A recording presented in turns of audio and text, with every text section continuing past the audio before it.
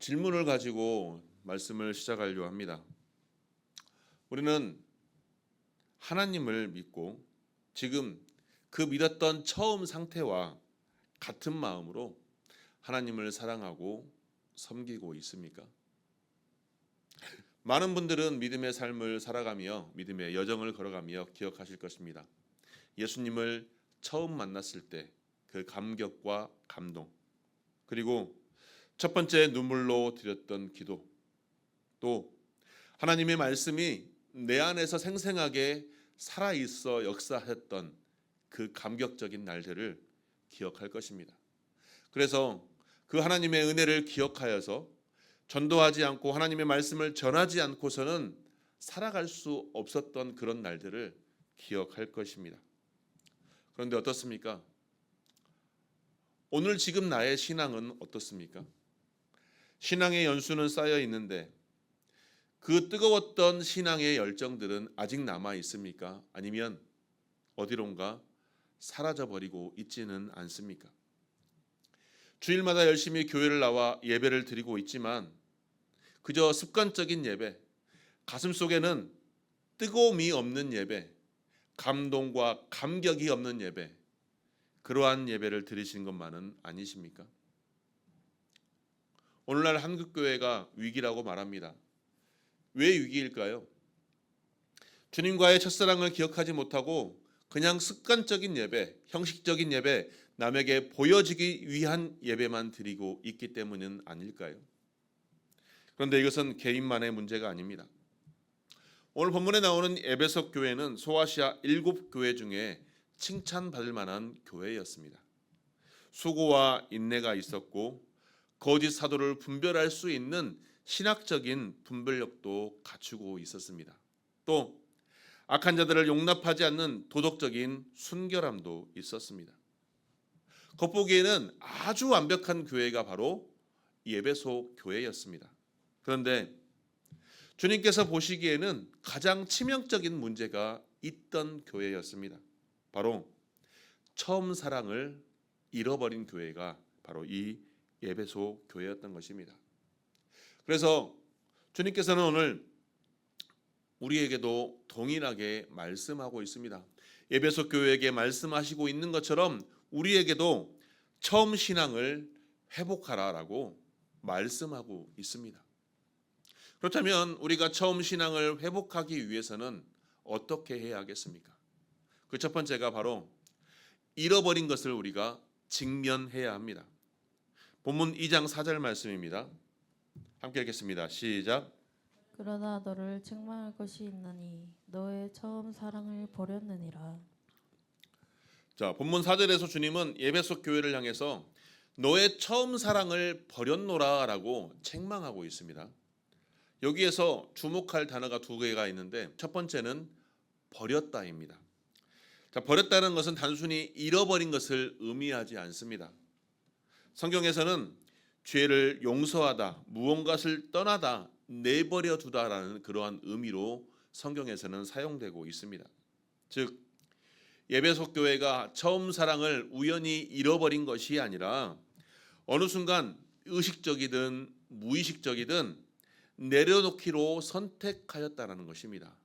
무엇을 내려놓기로 선택하였다는 것입니까? 바로 하나님께서 주셨던 그 은혜, 처음 받았던 그 신앙, 그 열정, 이러한 모든 것들을 의식적이든 무의식적이든 내려놓기로 선택하였다는 것입니다. 신앙의 열정이 식는 것은 갑자기 어떠한 사건을 통해서 일어나는 것은 아닙니다. 수많은 작은 선택들이 누적이 되어 결국 신앙을 잃어버리는 것입니다. 주님의 책망은 이와 같이 날카롭습니다. 왜? 처음 사랑을 잃어버렸다는 것. 이것은 무엇을 뜻하냐면 처음 사랑이라는 것은 원어적 의미를 따져보면 가장 순수하고 가장 뜨겁고 가장 우선순위에 있는 것을 당시 헬라어 원어에서는 의미하고 있습니다. 즉 주님께서 책망하시는 이유는 처음 사랑을 버렸다는 의미, 이것은 그들의 삶의 우선순위에서 하나님이 배제되었음을 의미하고 있는 것입니다. 에베소 교회의 비극은 그들의 신학은 굉장히 정확했지만 하나님을 향한 사랑은 없어져 버렸다는 것입니다. 교리적 순결함은 유지했지만 하나님의 사랑으로 성도 간의 사랑이 없어져 버렸다는 것을 뜻하고 있습니다. 이것은 고린도 교회에서 사도 바울이 10장 13장에서 경고했던 것처럼 방언도 하고 예언도 하고 산을 옮길 만한 믿음이 있다 할지라도 사랑이 없으면 아무것도 아니라는 그 경고와 매우 일치하는 내용입니다. 신앙생활의 모든 행위는 사랑이라는 동력에서 움직입니다. 하나님을 사랑하는 그 사랑으로 성도와 이웃을 사랑해야 된다는 것입니다. 그런데 그러한 행위만 있는 껍데기는 결국 아무짝에도 쓸모가 없다라는 것입니다. 그래서 칼뱅은 기독교 강요에서 참된 경건은 하나님께서 우리의 아버지시며 주님이심을 인식함으로부터 나오는 경외와 사랑의 감정이다라고 말하고 있습니다. 에베소 교회는 경외는 남아 있었지만 사랑은 없었으며 율법주의 신앙으로만 퇴색하는 주님께 책망받는 교회로 남았다라는 것입니다. 그런데 오늘날 한국교회 많은 교회들이 이러한 에베소 교회와 많은 닮은 점이 있습니다. 주일날 예배는 빠지지 않습니다. 봉사도 열심히 합니다. 하나님께 기도도 하고 헌금도 드립니다. 교회 프로그램도 열심히 참여합니다. 그런데 언제부턴가 그러한 신앙적인 열심이 행위가 되어버렸으며 단순한 의무가 되어버렸다는 것입니다. 가슴속에 설레임과 감동과 감격이 하나도 없다라는 것입니다. 예배 자리에 앉아 있지만 하나님을 향한 열심이 없으며 이미 내 마음속에는 다른 곳에 향하고 있으며 나의 생각은 하나님을 생각하기보다 예배 끝나고 해야 될 다른 세상적인 것들을 생각하고 있다라는 것입니다. 성경을 읽고 있지만 하나님의 음성을 듣는 것에 기대감이 없습니다. 기도를 하고 있지만 하나님과의 대화를 하는 것이 아니라 하나님을 향한 일방적인 소원만 되풀이하고 있는 것입니다. 그래서 우리의 기도는 어떻습니까? 늘 하나님께 간구만 합니다. 주세요, 주세요, 주세요. 간구만 하고 있는 것입니다. 왜 이처럼 하나님을 향한 사랑이, 그 처음 사랑이 식어져 버렸을까요? 그 이유를 우리의 삶의 이유에서 찾아본다면 첫 번째, 우리는 우리의 삶 속에서 너무 바쁩니다. 여유가 없습니다. 너무 바빠서 말씀을 볼 시간도 없으며 기도를 할 시간도 없습니다. 너무 바빠서 하나님을 바라볼 시간이 없습니다. 직장에서 일하고 와서 자녀의 교육을 담당하며 앞으로의 미래의 경제적인 상황들을 살펴보다 보니 하나님 바라볼 시간이 없다라는 것입니다. 그리고 두 번째로 익숙함입니다. 신앙의 익숙함이 너무나도 우리의 삶 가운데 자리 잡아 버렸습니다. 더 이상 새롭지 않고 더 이상 감동이 없습니다. 늘 예배 드리지만 예배 안에서 하나님을 향한 감동이, 은혜가 생기지 않고 단순히 시간 보내는 그 시간만 익숙함에 무뎌져 있다는 것입니다. 그리고 세 번째는 상처입니다. 교회나 성도에서 받은 실망과 상처가 하나님을 향한 마음의 문이 닫혀버렸다는 것입니다. 목사님을 향한 실망, 상처, 장로님을 향한 상처와 실망, 권사님들을 향한 상처, 실망, 다른 성도를 향한 실망과 상처로 하나님을 바라봐야 될 내 시선이 문이 닫혀지고 있다는 것입니다. 어떻게 목사님이 그럴 수 있습니까? 어떻게 장로님이 그럴 수 있습니까? 어떻게 신앙에 열심히 했던 권사님이 그럴 수 있습니까? 그 눈이, 그 생각이 하나님을 향한 마음의 문을 닫아버리고 말았다는 것입니다. 하지만 주님께서는 오늘 우리에게 말씀하십니다. 내 자신에게 잃어버린 것을 먼저 직면하라. 회복은 언제나 직면하는 것에부터 시작합니다. 병을 낫게 하려면 어떻습니까? 나에게 어떠한 병이 있는지를 먼저 내가 인식하는 것이 중요합니다. 내가 이러한 병이 있으니 이 병을 내가 치료하기 위해서 어떠한 것을 해야 되는 건지 내가 직면하는 것이 필요합니다. 그렇기 때문에 오늘 우리는 주님을 향한 그 처음 사랑을 직면해야 합니다. 주님을 처음 만났던 그 뜨거운 열정이 나에게는 지금 식었습니다. 주님을 향한 그 처음 사랑이 식어 있습니다. 다시 회복할 수 있도록 성령님 나를 붙들어 주시고 나를 도와주옵소서라고 고백할 수 있는 저와 여러분이 되시기를 주님의 이름으로 축원합니다. 그래서 주님과의 첫사랑을 다시 회복하는 귀한 주의 권속들이 되시기를 주님의 이름으로 축원합니다. 둘째로 어디서 떨어졌는지를 기억해야 합니다. 본문 2장 5절 말씀에 보면 그러므로 어디서 떨어졌는지를 생각하고라고 말씀하고 있습니다.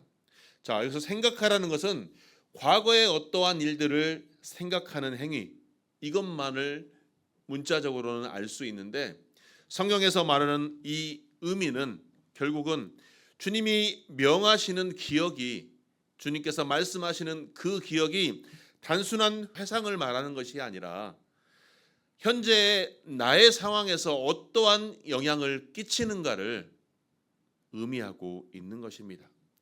그리고 떨어졌다는 것은 과거의 사건이 지금까지도 나에게 계속 영향을 미치고 있는 것을 의미합니다. 즉 에베소 교회는 어느 시점에 떨어졌고 그 결과 지금도 지속되고 있다라는 것, 즉 에베소 교회에서 주님을 향한 그 첫사랑이 언제 떨어졌는지는 모르겠지만 그 신앙이 떨어져서 여전히 지금까지도 신앙이 떨어지고 있음을 말하고 있는 것입니다. 신앙의 전환점은 언제일까요? 어느 순간 나의 신앙이 주님과의 첫사랑을 만났던 그 열정이 떨어졌다면 언제 떨어졌는지를 우리가 기억하고 다시 한번 생각해 보아야 합니다. 루터는 비텐베르크 개학의 교수로서 안정적인 삶을 살 수가 있었습니다. 하지만 루터가 로마서를 읽으면서 의인은 믿음으로 말미암아 살리라 이 말씀을 듣고 그의 신앙이 얼마나 율법적이었는지를 깨닫고 변질되었는지를 깨달았다고 합니다. 우리 안에 신앙의 기억은 다시 한번 내가 일어설 수 있는 전환점이 될 수 있습니다. 내가 언제 어디서 떨어졌는지를 알아야 합니다.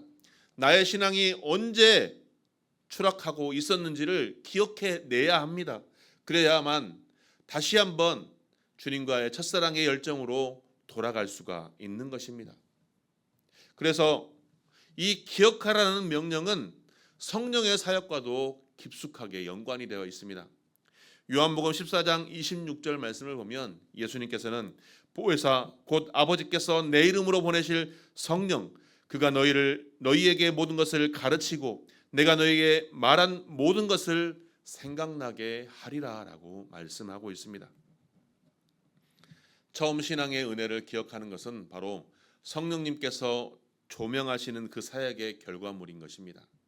우리가 성령께 마음을 열고 그분의 음성 듣기를 사모하며 귀를 기울일 때 성령님께서 우리에게 주님과의 첫사랑을 기억나게 하신다는 것입니다. 그렇다면 어디서 떨어졌는지를 기억할 수 있는 우리의 삶의 적용은 무엇일까요? 시간을 내어서 나의 신앙을 순간순간 돌아봐야 합니다. 처음 신앙을 돌아봐야 합니다. 내가 언제 예수님을 처음 만났는지 그 장소, 그 느낌을 생생하게 기억해 봐야 합니다. 그리고 그때 하나님은 나에게 어떤 분이셨는지, 그때 했던 기도는 어떤 나에게 감동과 감격과 결단을 행하게 하였는지, 말씀을 읽을 때마다 나에게 주어지시는 메시지가 어떻게 감동으로 다가왔는지를 기억해 내야 합니다. 그리고 그 시절에 그 신앙의 열정이 가득했을 때 내가 주변의 성도들과 주변의 동료들과 어떠한 삶을 살았는지 지금의 삶과 비교해보며 그때를 기억해내야 하는 것입니다. 그리고 두 번째로 나의 신앙이 식기 시작한 구체적인 계기를 한번 찾아봐야 합니다.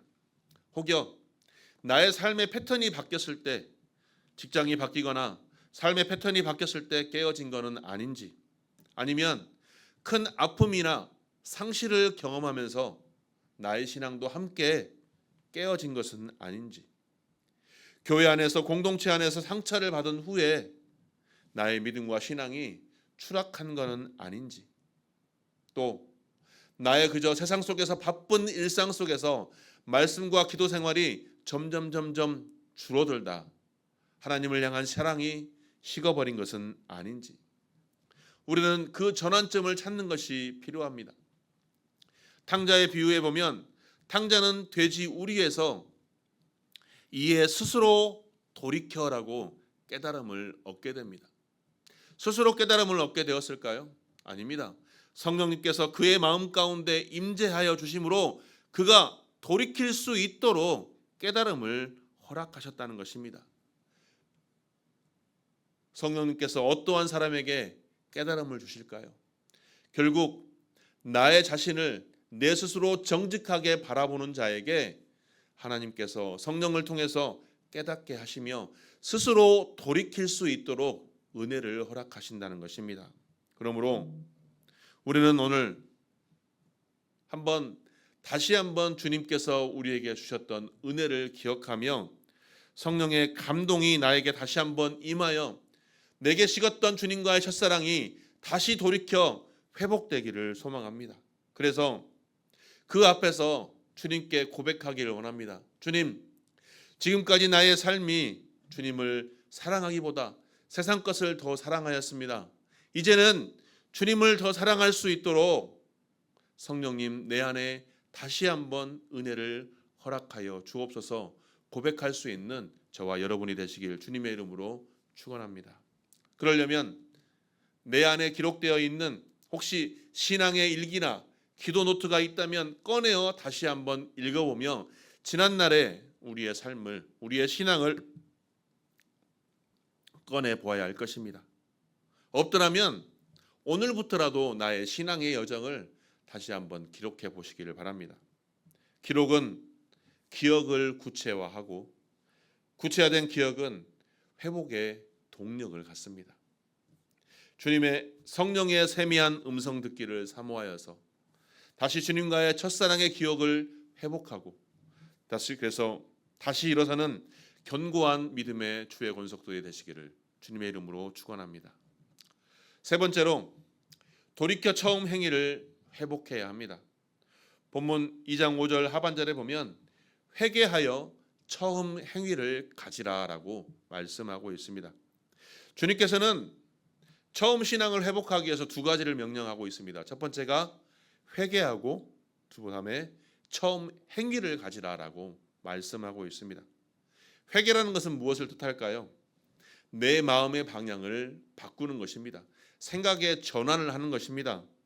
단순한 감정적인 후회를 하는 것이 아니라 내 마음을 바꾸어서 어디로 바꾸는 것입니까? 하나님을 향한 시선을 바꾸는 것. 나의 생각이 하나님께 바꾸는 것이 바로 회개입니다. 그래서 고린도후서 7장 10절에서 바울은 하나님의 뜻대로 하는 근심은 후회할 것이 없는 구원에 이르게 하는 회개를 이루는 것이라고 말하고 있습니다. 진정한 회개는 슬픔에서 행동으로 나아가는 것입니다. 처음 행동을 가지라. 자, 회개하고 처음 행동을 가지라. 이 말은 결국은 수동적인 삶에서 능동적인 삶으로 바꾸라는 것입니다. 주님은 에베소 교회가 회복되기를 위하여 먼저 행동하라라고 말씀하고 있습니다. 오히려 행위를 먼저 가지라라고 권면하고 있는 것입니다. 그런데 여기에는 신앙적인 역설이 있습니다. 결코 행위만으로 우리는 구원받을 수 없다라고 우리는 알고 있습니다. 오직 의인은 믿음으로 말미암아 구원받는다고 했으니 믿음이 먼저지 행위가 먼저가 아니라는 것을 우리는 다 알고 있습니다. 그런데 사랑의 감정이 행위를 만드는 것이 일반적이지만 때로는 사랑의 행위가 사람의 감정을 회복시킬 수 있는 것입니다. 어떻습니까? 우리가 드리는 늘 일상적으로 드리는 예배이지만 예배의 자리를 지키는 것만으로도 우리는 하나님께 더욱 한 발 한 발 나아갈 수가 있는 것입니다. 예배의 자리를 지키지 않는 것과 지키는 것과는 천지 차이라는 것입니다. 뜨겁지 않더라도 하나님 앞에 나와 무릎 꿇어야 합니다. 성경이 감동적으로 읽히지 않는다 할지라도 읽어내야 합니다. 펼쳐야 합니다. 예배가 지루하게 느껴진다 할지라도 하나님 앞에 나와야 하는 것입니다. 이러한 행위가 결국 우리의 감정까지도 이끌어낼 수 있는 것입니다. 어떻습니까? 내일 당장 성령 치유성회가 있습니다.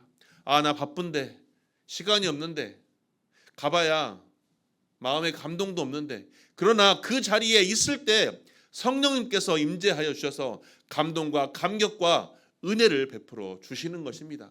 그 자리에 가는 것은 우리의 행위입니다. 우리가 가서 그곳에서 은혜 받기를 원할 때 성령님께서 은혜를 주시는 것입니다. 그런데 5절의 마지막 절에 엄중한 경고를 하고 있습니다. 함께 읽겠습니다. 시작.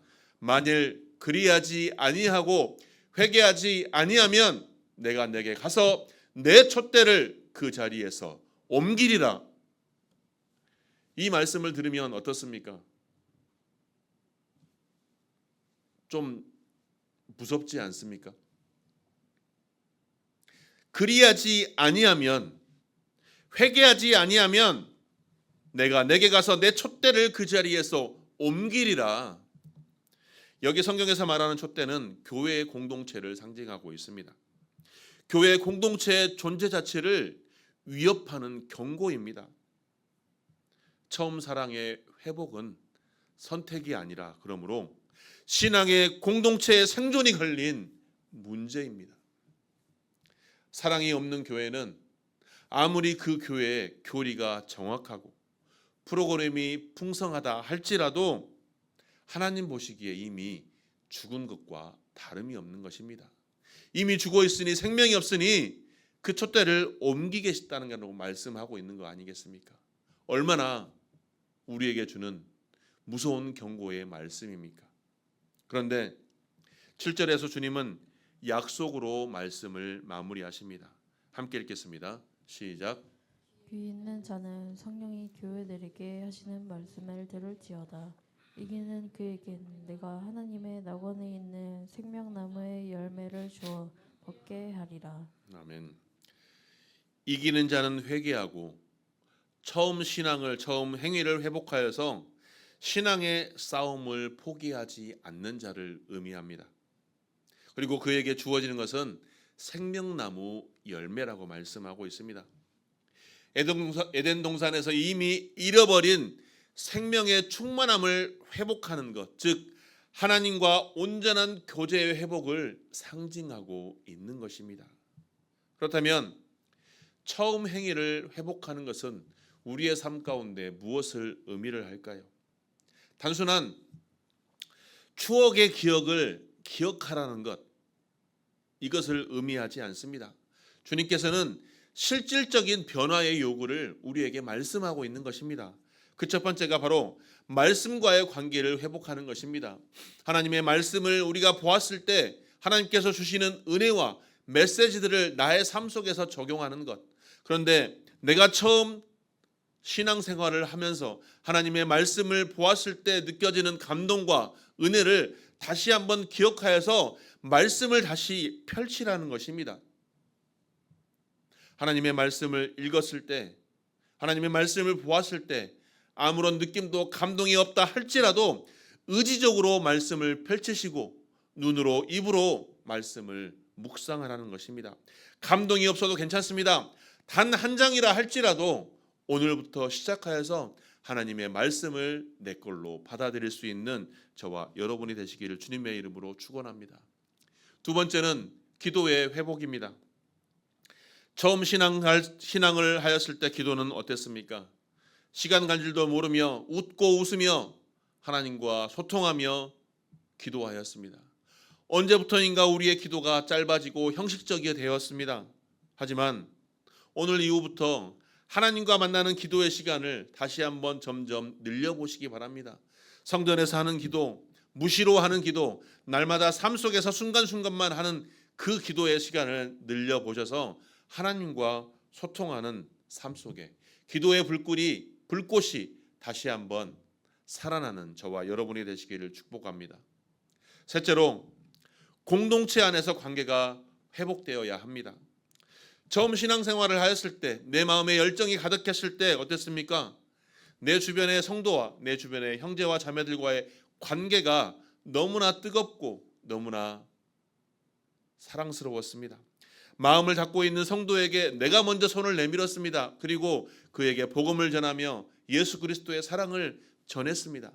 그러나 어느 순간부터 그 마음의 손이, 나에게 내미는 손이 닫혀졌고 다른 사람을 바라보는 눈빛이 비난과 정죄의 눈만 떠져 있는 우리들의 모습을 돌아보고 있습니다. 공동체 안에서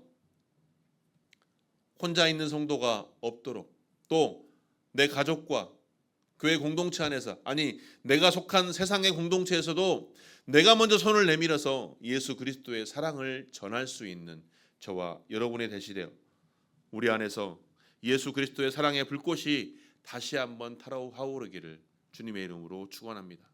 그래서 네 번째로, 전도와 섬김의 행동이 회복이 되어야 합니다. 나의 삶을 통해서, 우리의 삶을 통해서 주변의 사람들에게 예수 그리스도를 전할 수 있는, 나의 삶을 통해서 예수 그리스도를 전하려면 어떻게 해야 될까요? 내 삶이 먼저 회복이 되고 내 삶이 성령 충만함으로 회복이 되어, 그리고 주님과의 첫사랑이 회복이 되어야 합니다.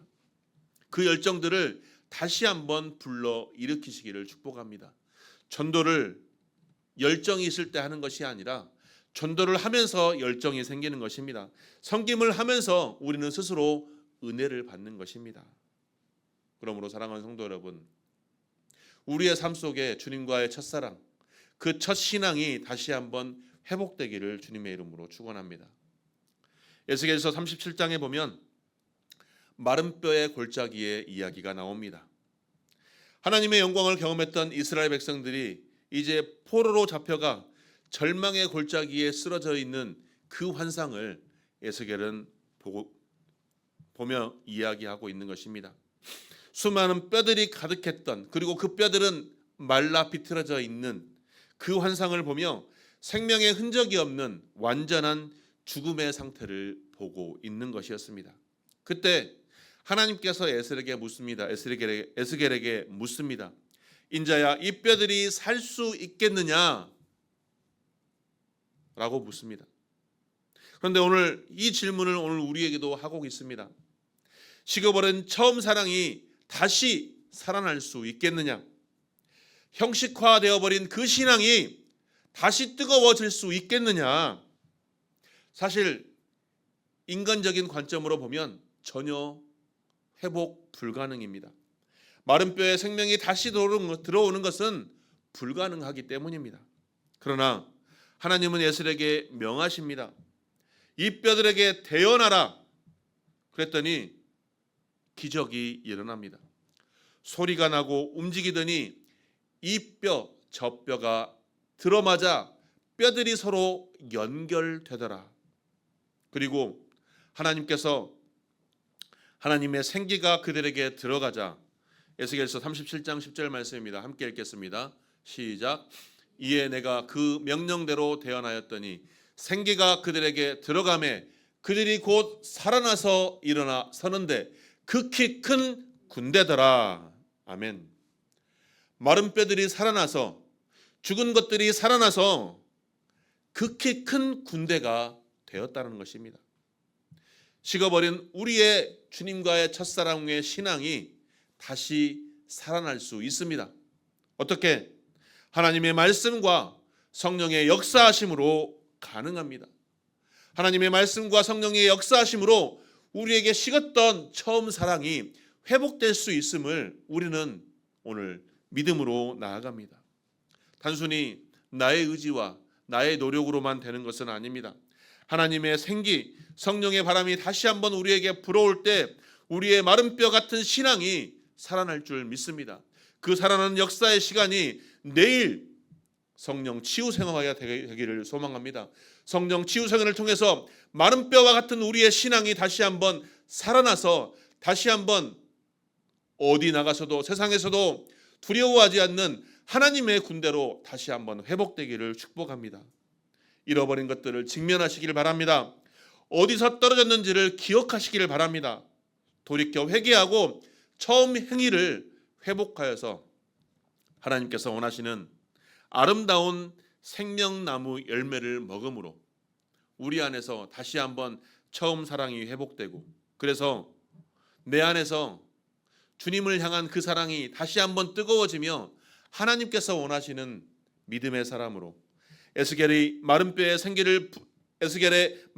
생기를 불어 넣었던 것처럼 주님과의 첫사랑이 다시 한번 회복되어 늘 하나님께서 원하시는 믿음의 사람으로, 믿음의 군대로 다시 한번 뜨겁게 타오르는 저와 여러분이 되시기를 주님의 이름으로 축원합니다.